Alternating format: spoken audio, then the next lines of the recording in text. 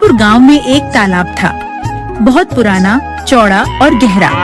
चारों ओर पीपल, बरगद, नीम और जामुन के घने पेड़ थे। बरसात में जब पानी ऊपर तक भर जाता तो तालाब मानो सागर बन जाता। मगर उस तालाब के किनारे ही एक टूटी फूटी झोपड़ी थी, घास फूस और मिट्टी की दीवारों से बनी, जिसकी छत हर बारिश में टपकती रहती थी।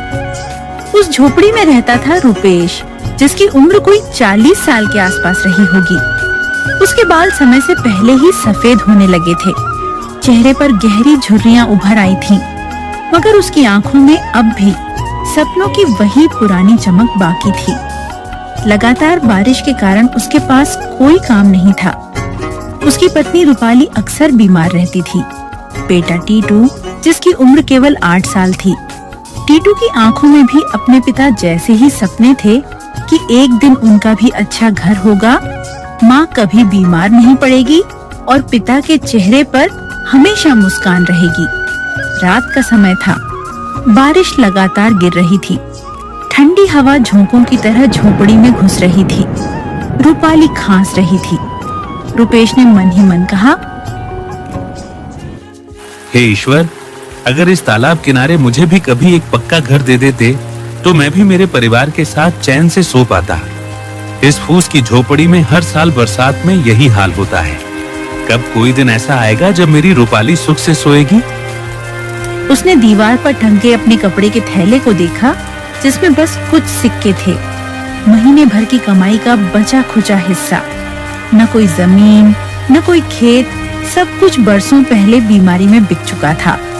अब तो बस यही तालाब किनारे की सरकारी जमीन थी, जहाँ उसने झोपड़ी बना रखी थी। कोई भी दिन ऐसा आ सकता था जब सरकारी आदमी उसे भगा सकते थे, मगर फिर भी तालाब के पानी में उसे अपना बचपन दिखता था, जब उसके पिता उसे कंधे पर बैठाकर यहाँ मछली पकड़ने लाते थे। बारिश की बूंदें छत से टपक टपक कर मिट्टी के फर्श पर गिरती और कीचड़ बन जाती, मगर रूपाली के होठों पर हल्की सी मुस्कान थी। उसने धीमे स्वर में कहा, जानते हो, जब तुम पास बैठते हो ना, तो ये टपकती छत भी महल जैसी लगती है। ये दीवारें टूटी हो या चूल्हा बुझा हो, पर जब तुम साथ होते हो ना, तो लगता है जैसे सारी दुनिया हमारे कदमों में है। मुझे कुछ नहीं चाहिए, बस तुम्हारा साथ चाहिए। एक दिन जब मैं नहीं रहूंगी, तब भी तुम ऐसे ही मजबूत बने रहना। बस एक दुआ है भगवान से, तुम्हें भले ही बहुत ज्यादा दौलत न दे, मगर एक पक्का घर दे दे जहाँ तुम बिना डर के चैन से सो सको। ये बारिश की बूंदें सिर पर गिरे तो ठंडक लगे, डर ना लगे। बस भगवान से यही चाहती हूँ। रुपेश की आंखें भर आईं। उसने चुपचाप भगवान से प्रार्थना की, हे मालिक, तू चाहे मेरी उम्र काट लेना, मगर मेरी बीवी को बचा लेना। कहीं ये बारिश और हमारे जीवन का संघर्ष इसकी जान ना ले ले। ये औरत जिसने मेरे साथ हर दुख काट लिया, उसके हिस्से में भी तो कोई सुकून लिखा होगा। बरसात की वह रात बीतती रही। तालाब का पानी उठता रहा। कच्ची झोपड़ी की दीवारें भीगकर कमजोर हो रही थीं। रात के 11 बज चुके थे। बारिश रुकने का नाम नहीं ले रही थी। टीटू भूख से कांप रहा था। रूपाली के सामने एक मिट्टी के मटके में सिर्फ पानी था। घर में आटा खत्म हो चुका था। शाम से ही सब बिना खाए पड़े थे। रुपेश का दिल टूट रहा था। उसने टपकती छत की ओर देखा। टीन के टुकड़े भी अब जवाब दे चुके थे। तभी अचानक तेज आंधी आई और उसकी झोपड़ी की छत उड़ गई। पूरा घर बारिश के पानी में भीग गया। रूपाली के सिरहाने रखा पुराना रजाई भीगकर मिट्टी में लिपट गया। टीटू डर से रो पड़ा। रुपेश ने आसमान की ओर देखकर अपने आंसुओं को बहने दिया। वह बोला, हे ईश्वर, क्या गरीब के जीवन में सिर्फ दर्द और तकलीफ ही लिखी है? अगर मैं तेरी बनाई इस धरती पर बोझ हूँ तो उठा ले मुझे, मगर मेरी बीमार रूपाली और नन्हे टीटू का तो ख्याल रख। बारिश की बूंदें उसकी झुर्रियों से लुढ़कती रहीं। रात के उस अंधेरे में वह भीगती रूपाली को संभालते हुए बोला, रूपाली सुनो, चलो किसी के घर चलकर मदद मांगते हैं। शायद कोई हमें अपने आंगन का कोना दे दे जहां यह रात कट जाए। कम से कम तुम्हें इस ठंडे पानी की बूंदों से तो राहत मिलेगी। मुझे नहीं चाहिए कोई छत, मगर तुम्हें इस हालत में नहीं देख सकता। अगर कोई इंसानियत दिखा दे, कोई अपनी ओसारी बरामदे का कोना ही दे दे, तो मैं चैन की सांस लूंगा। चलो रूपाली, किसी से हाथ जोड़ते हैं। ये रात बहुत लंबी है आज। रुपेश रूपाली को सहारा देकर बगल वाले पक्के घर में ले गया। वहाँ का मालिक मुसद्दी लाल था, जो गांव का बनिया था। रुपेश ने कांपती आवाज में कहा, मुसद्दी लाल भैया, मेरी झोपड़ी की छत उड़ गई है। बीवी बुखार में तप रही है। बारिश थमने का नाम नहीं ले रही। भैया बस एक रात के लिए जगह दे दो। कल सुबह होते ही चुपचाप निकल जाऊंगा। न तुम्हारे घर का खाना खाऊंगा, न चूल्हा जलाऊंगा। बस बीवी के लिए उसकी सांसें थम जाएं, इससे पहले कहीं सूखी जगह मिल जाए। देख रुपेश, तेरी हालत पर तरस तो आता है, मगर मेरे घर में जगह नहीं है। तू जानता है, मेरा उठना बैठना अब गांव के बड़े लोगों के साथ है। अगर किसी ने देख लिया कि मैंने एक गरीब को अपने घर में जगह दी, तो लोग बातें बनाएंगे। कहेंगे मुसद्दी लाल भी अब गरीबों की संगत करने लगा। मेरी इज्जत धूल में मिल जाएगी। और वैसे भी यह बारिश ज्यादा देर की नहीं है। बाहर छप्पर के नीचे बैठ जा। बरसात रुक जाएगी तो अपने घर लौट जाना। तू समझदार है रुपेश, दुनिया में इज्जत ही सबसे बड़ी चीज है। अब ज्यादा बात मत कर, मैं सोने जा रहा हूँ। रुपेश की आंखों में नमी थी। उसने रूपाली की ओर देखा, जो ठंड से कांप रही थी, मगर उसने कुछ नहीं कहा। चुपचाप वापस मुड़ गया। रात भर तीनों भीगते रहे।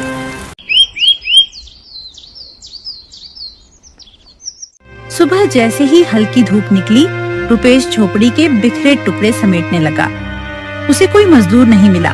भूखा था, कमजोर था, मगर दोपहर होते होते उसने टूटे टीन और घास के गुच्छे जोड़ जोड़कर छत पर डाल दी। छत अब भी टपक रही थी, मगर उसने कहा, रूपाली देख, ये छत बहुत अच्छी तो नहीं है, ना ही इसकी दीवारें मजबूत हैं। हर तरफ से पानी टपक रहा है, कीचड़ भरा है, मगर फिर भी सड़क पर तुझे लेकर नहीं रह सकता।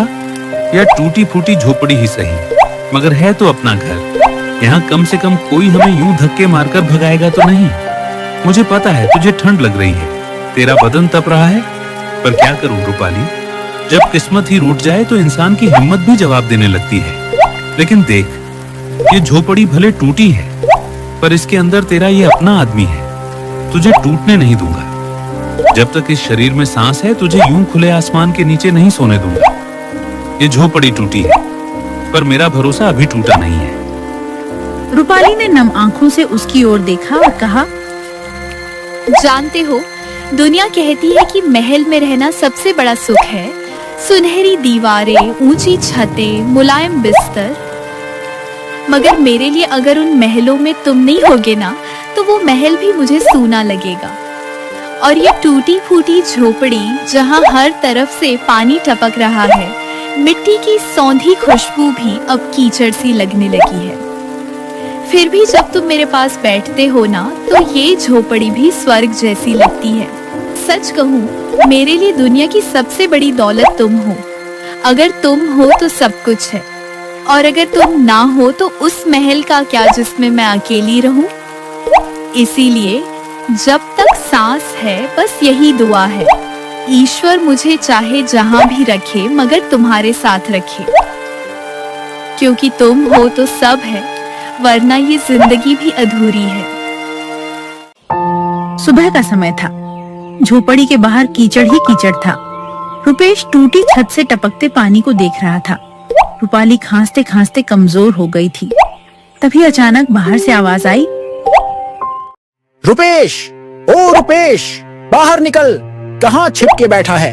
बाहर आ निकम्मे। रुपेश का दिल धक से रह गया। उसने देखा गांव का साहूकार आत्माराम खड़ा था। उसके साथ उसका नौकर मलखान भी था। आत्माराम मोटा, लाल मुंह वाला आदमी था। हमेशा बड़ी बड़ी मूंछों पर ताव देता और उसकी आंखों में गरीबों के लिए घमंड झलकता था। रुपेश झोपड़ी से बाहर निकला। नमस्ते भैया, आइए।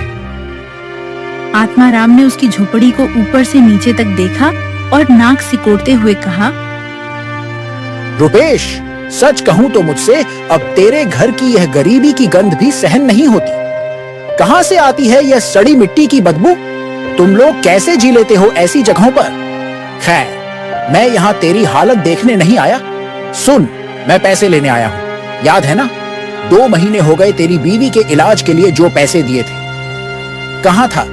15 दिन में लौटा देगा। अब तो पूरे 2 महीने बीत गए। सोचा था तुझ पर तरस खा लूं, मगर लगता है तरस भी बेकार गया। अब बता, कब लौटाएगा मेरा पैसा? या फिर तेरी यह झोपड़ी भी नीलाम कर दूं? वैसे भी किसी काम की तो है नहीं, मगर कम से कम मेरे पुराने गोदाम के लिए टिन और बांस ही काम आ जाएंगे। भैया देखो, मेरे पास अभी कोई काम नहीं है। गांव में रोजी का भी बहुत संकट है और मेरी तबीयत भी कई दिनों से ठीक नहीं चल रही। जिस्म में जान नहीं बची, बुखार उतरता ही नहीं, पैर कांपते हैं, कमर भी सीधी नहीं होती अब। भैया, आप तो बड़े आदमी हो, आपको क्या बताऊं। रोज सुबह सोचता हूं कि कहीं से काम मिल जाए, कोई हाथ पकड़ ले, मगर गरीब का हाथ कौन थामता है। बस 2-4 दिन का वक्त और दे दो, किसी तरह काम ढूंढ लूंगा। कुछ मजदूरी मिल गई तो पहले तुम्हारा कर्ज ही चुकाऊंगा। भैया, गरीब की सांस तो आप जैसे लोगों के ही भरोसे चलती है। बस थोड़ा वक्त और दे दो, फिर चाहे मेरी जान भी ले लेना। 4 दिन और? गरीब आदमी की जुबान का कोई भरोसा नहीं। सुन, 2 दिन का टाइम देता हूं। अगर परसों तक पैसा नहीं दिया तो मैं यह झोपड़ी तोड़वा दूंगा। सरकारी जमीन पर कब्जा कर रखा है, यह भी बता दूंगा पटवारी को।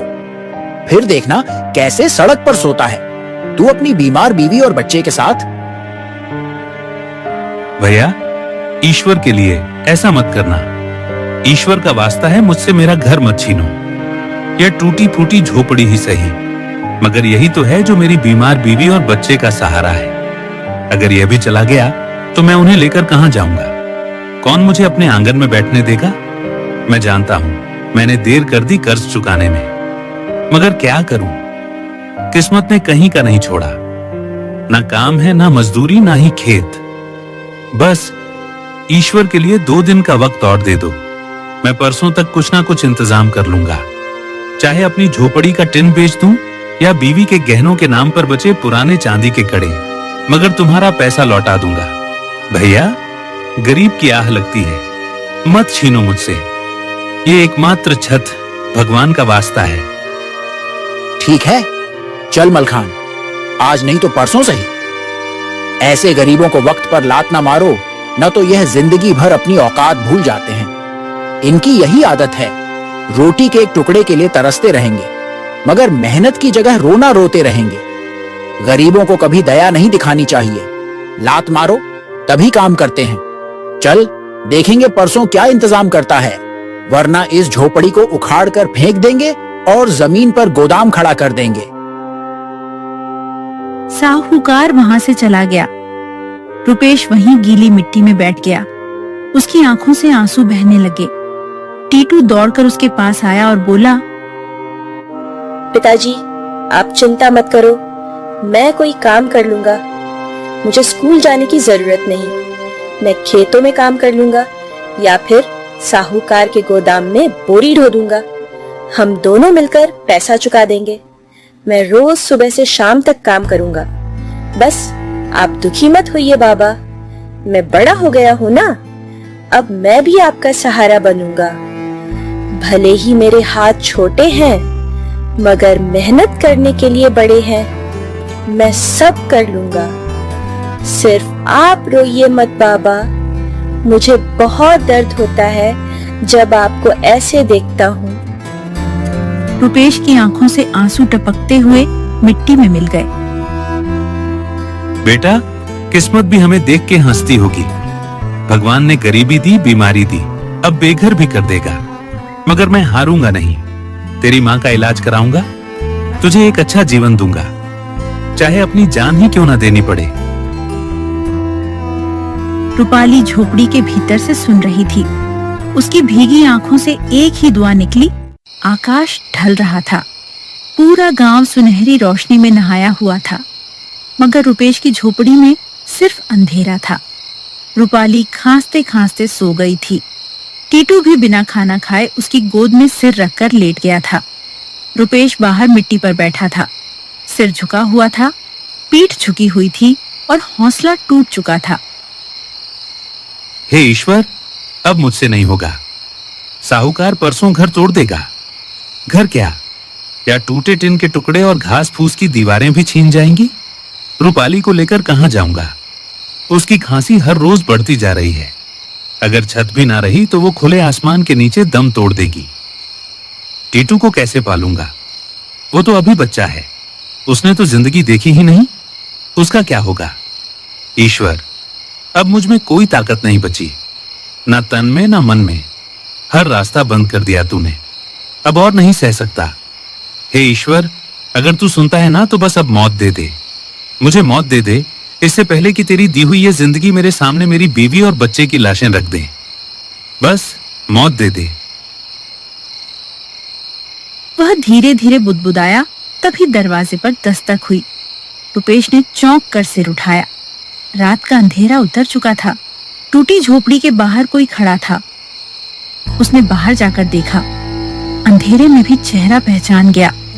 सामने उसका बचपन का दोस्त आकाश खड़ा था।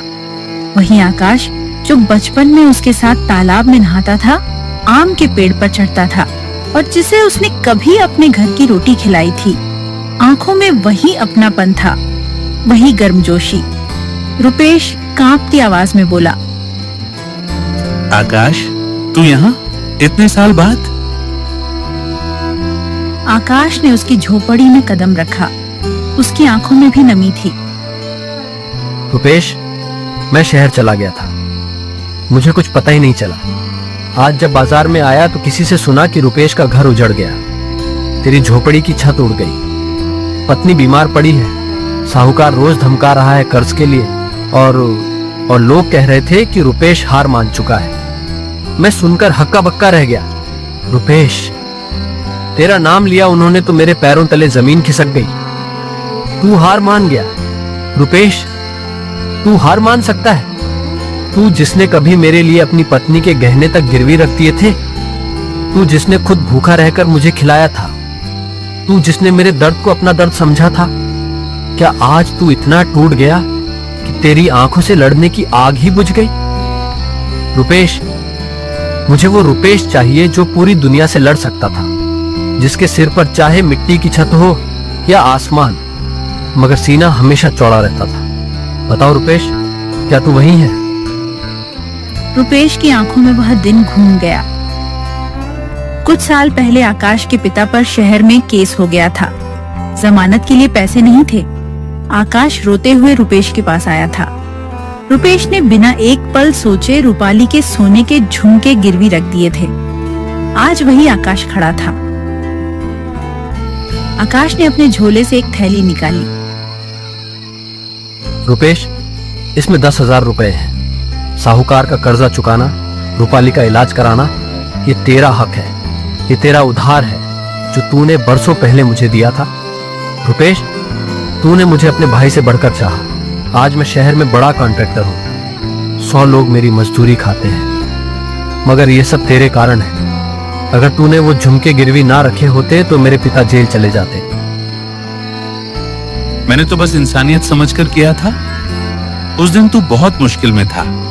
मैंने रूपाली के गहने गिरवी रख दिए थे, क्योंकि मुझे लगा अगर उस वक्त तेरी मदद नहीं की तो इंसान कहलाने का हक ही खो दूंगा। मैंने तो कभी यह नहीं सोचा था कि तू लौट आएगा भी या नहीं। मैंने तो बस अपना फर्ज निभाया था भाई, मगर आज तूने तो मेरी लाज ही रख ली। मेरी टूटी दुनिया को फिर से जोड़ने आ गया तू। ईश्वर तुझसे खुश रहेगा भाई। रुपेश, दोस्ती में हिसाब नहीं होता, वो तो सौदा होता है जहां हिसाब किताब देखा जाए, मगर दोस्ती वो तो दिल से निभाई जाती है। तूने मेरे लिए अपनी बीवी के गहने गिरवी रख दिए थे। आज अगर मैं तेरे लिए अपना सब कुछ भी दे दूं तो भी कम होगा। अब यह घर मैं फिर से बनवाऊंगा। तेरी ये झोपड़ी नहीं रहेगी, मैं इसे पक्का घर बना दूंगा। ईंट, पत्थर, छत, दरवाजे, खिड़कियां, सब कुछ होगा तेरे इस घर में। रूपाली भाभी को अब कभी टपकती छत के नीचे सोना नहीं पड़ेगा। टीटू को अब सर्दी में सिकुड़कर सोने की जरूरत नहीं रहेगी। रुपेश, तूने कभी हार नहीं मानी थी, अब भी मत मान। ईश्वर गरीब का इम्तिहान जरूर लेता है, मगर आखिर में उसे कभी अकेला नहीं छोड़ता। ये तो भूल मत जाना। रुपेश की आंखें भर आईं।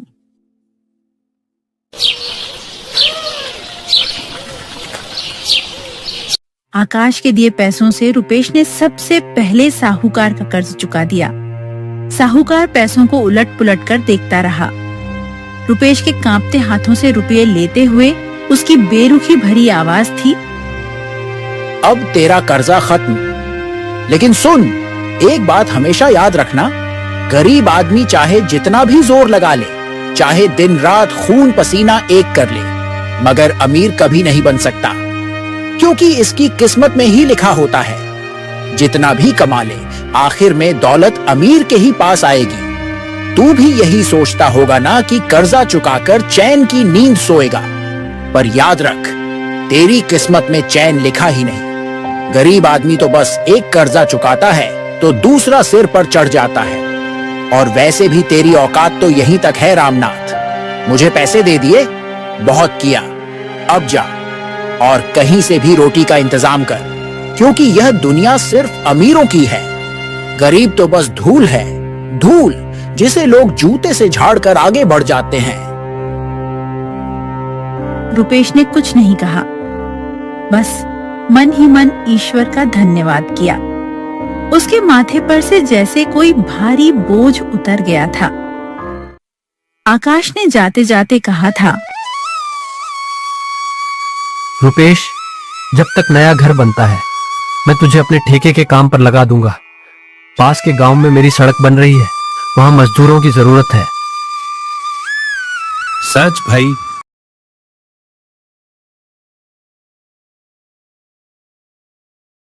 मजदूरी मिल जाएगी? हाँ भाई, कमाई कम है मगर 2 वक्त की रोटी के लिए काफी है। और तू चिंता मत कर, मैं तेरे लिए किसी अच्छे से काम का इंतजाम भी करूंगा।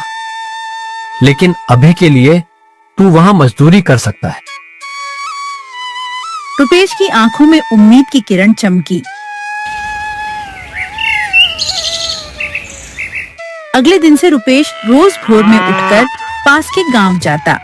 गर्मी में पसीने से तरबतर, कभी बारिश में भीगता, मगर दिल में संतोष था। घर में अब भी वही टूटी झोपड़ी थी, टपकती छत थी, भीगा चूल्हा था, मगर उनके दिलों में अब संतोष था। आकाश हर हफ्ते हालचाल लेने आता और कहता, रुपेश, बस कुछ दिन और, फिर तेरा पक्का घर खड़ा होगा। मैं बस पैसों का इंतजाम कर रहा हूँ। कुछ महीनों बाद गांव में सरकारी अफसरों की गाड़ी आई। गांव के प्रधान ने सबको बुलाया और घोषणा की। सरकार ने फैसला किया है कि तालाब के किनारे जो इतनी बड़ी जमीन बंजर पड़ी थी, न जिसका अब तक कोई उपयोग नहीं, बड़ी जमीन बंजर पड़ी थी न जिसका अब तक कोई उपयोग नहीं हो रहा था, वह अब गांव के गरीबों को दी जाएगी ताकि वह अपना पक्का घर बना सके। अब किसी को भी बारिश में भीगने की जरूरत नहीं पड़ेगी, न ठंडी रातों में कांपना पड़ेगा। हर गरीब को जिसके पास रहने को छत नहीं, उस जमीन पर घर मिलेगा। इस बार पंचायत में जो सूची बनी है उसमें तुम्हारा भी नाम है। हाँ रुपेश, अब तेरी झोपड़ी नहीं, तेरा पक्का घर बनेगा वहां, ईंट का घर, जिसकी छत मजबूत होगी, जिसमें तेरा चूल्हा भी जलेगा और तेरी बीवी को भी चैन की नींद आएगी। सरकार चाहती है कि कोई भी इंसान बेघर ना रहे, तो सब लोग तैयारी करो, अब तुम्हारे अच्छे दिन आने वाले हैं। रुपेश की आंखों से आंसू बह निकले। हे ईश्वर, तू कितना दयालु है। सच में मैं तो सोच भी नहीं सकता था कि मेरे जैसे गरीब इंसान पर भी तेरी ऐसी कृपा होगी। तेरे दर से कभी खाली हाथ नहीं लौटाया किसी को, और आज तूने मुझे भी सुना। अब मुझे और क्या चाहिए? मेरी बीवी को एक पक्का घर मिल जाएगा। मेरा बेटा भी अब ठंडी जमीन पर सिकुड़कर नहीं सोएगा। उसकी पढ़ाई भी होगी, उसका भविष्य भी बनेगा।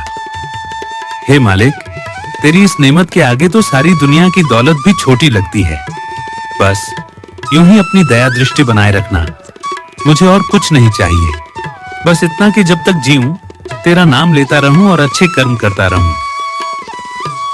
उस दिन शाम को टीटू के साथ बैठकर रुपेश ने सूखी रोटी खाई। उसने आसमान की ओर देखा। आकाश ढल रहा था। ठंडी हवा चल रही थी। पास ही रूपाली खांसते हुए भी मुस्कुरा रही थी। रुपेश के होठों से बस यही निकला, कितना भी कम दे मगर सुकून दे दे, बस यही बहुत है।